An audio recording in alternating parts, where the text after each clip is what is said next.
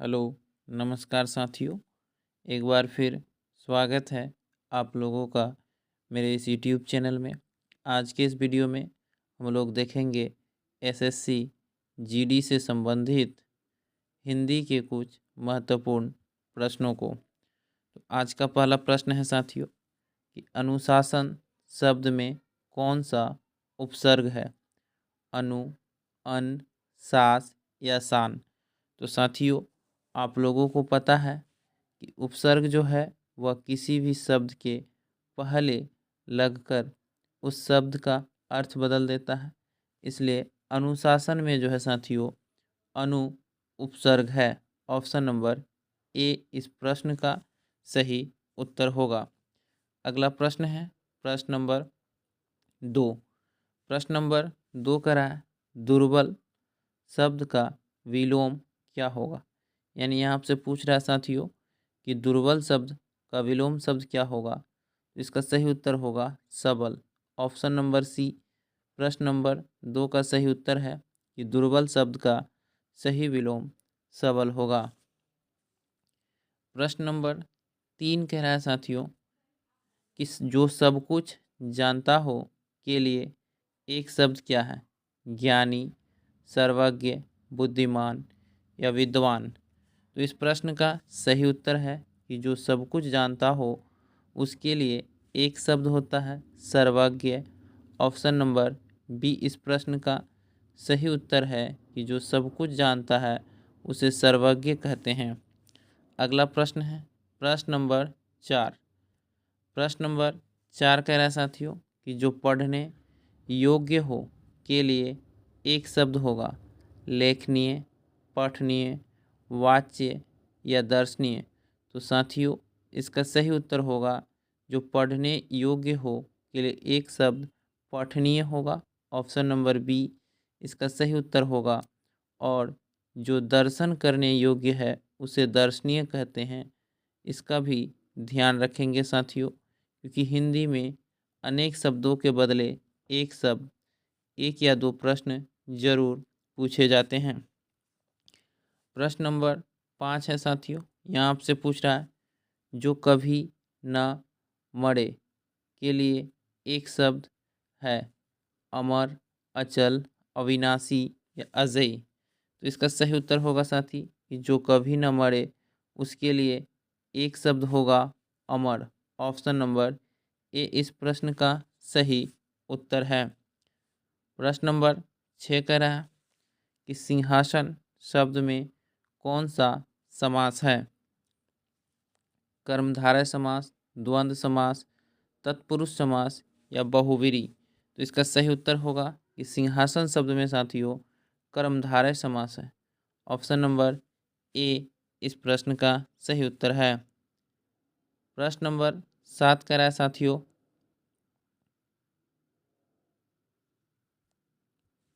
कि निम्न में से कौन जातिवाचक संज्ञा का उदाहरण नहीं है? यानी आपसे पूछ रहा है साथियों कि इनमें से कौन सा शब्द जातिवाचक संज्ञा नहीं है?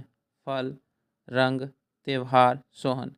तो साथियों फल, रंग और त्यौहार जो है यह जातिवाचक संज्ञा है, लेकिन सोहन जो है यह व्यक्तिवाचक संज्ञा है।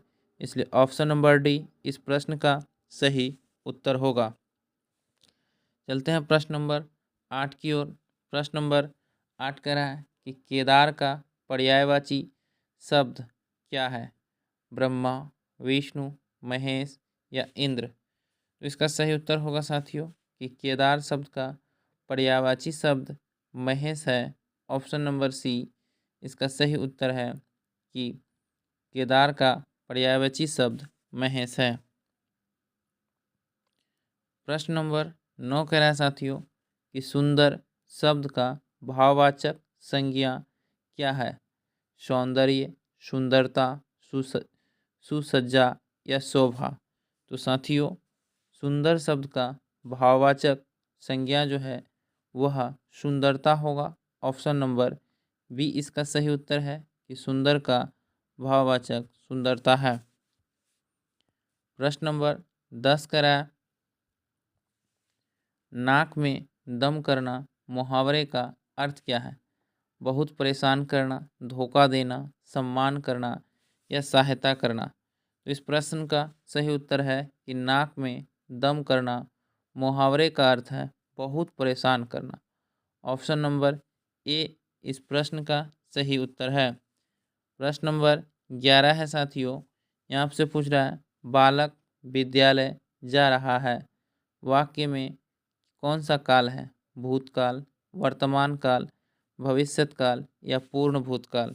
तो साथियों बालक विद्यालय जा रहा है तो यह जो है वर्तमान काल का वाक्य है। ऑप्शन नंबर ए इसका ऑप्शन नंबर बी इसका सही उत्तर होगा कि बालक विद्यालय जा रहा है वाक्य में वर्तमान काल है। प्रश्न नंबर 12 कह रहा है सूर्य शब्द का पर्यायवाची क्या होगा? चंद्र, तारा, रवि या नव। तो साथियों सूर्य शब्द का पर्यायवाची शब्द रवि है। सूर्य का पर्यायवाची शब्द रवि, भास्कर, दिनकर, दिवाकर होता है। हमारा अगला प्रश्न है प्रश्न नंबर 13। प्रश्न नंबर 13 कह रहा है मोहन पुस्तक पढ़ रहा है। वाक्य में क्रिया का प्रकार है। तो इसका सही उत्तर होगा साथियों कि मोहन पुस्तक पढ़ रहा है। वाक्य में क्रिया का प्रकार जो है वह सकर्मक है। ऑप्शन नंबर बी इसका सही उत्तर है। चलते हैं प्रश्न नंबर 14 की ओर। प्रश्न नंबर 14 कह रहा है साथियों कि सफलता शब्द का विलोम क्या होगा? इसका सही उत्तर होगा असफलता। साथियों सफलता का विलोम शब्द असफलता होता है, इसे ध्यान में रखेंगे। अगला प्रश्न है प्रश्न नंबर 15। प्रश्न नंबर 15 है बालक ने गेंद फेंकी। वाक्य में कौन सा कारक है? कर्ता कारक, कर्म कारक, करण कारक या संप्रदान। तो इसका सही उत्तर होगा साथियों कि बालक ने गेंद फेंकी। तो इस वाक्य में जो है कर्ता कारक है। ऑप्शन नंबर ए इसका सही उत्तर है। साथियों कारक की संख्या 8 है, इसे भी आप लोग ध्यान में रखेंगे। तो धन्यवाद साथियों, फिर मिलते हैं अगले वीडियो में। तब तक के लिए जय हिंद।